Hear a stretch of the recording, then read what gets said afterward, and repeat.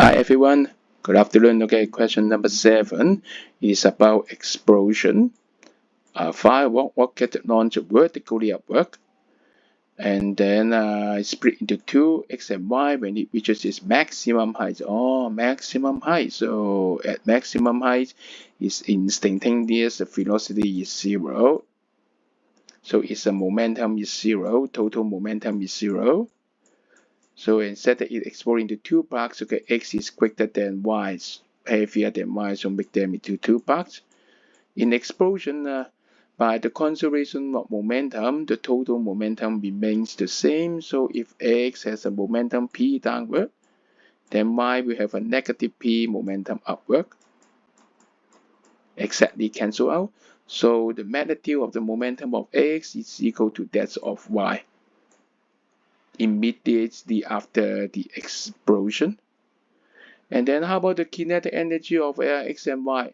So you need to remember, I always stress on, we have another equation for kinetic energy. Not half mv squared is p squared over 2m. It is especially important here because the p square, the magnitude of p are the same but the two masses, right? So for this situation, kinetic energy is inversely proportional to 1 over m.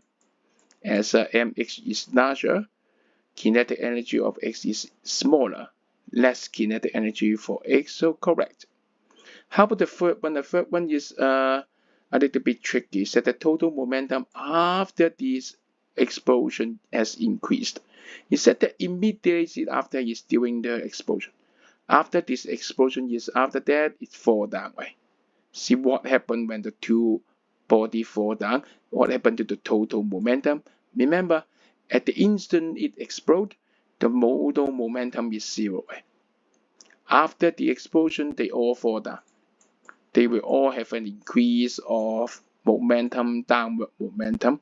So the total momentum afterward becomes downward and non-negative.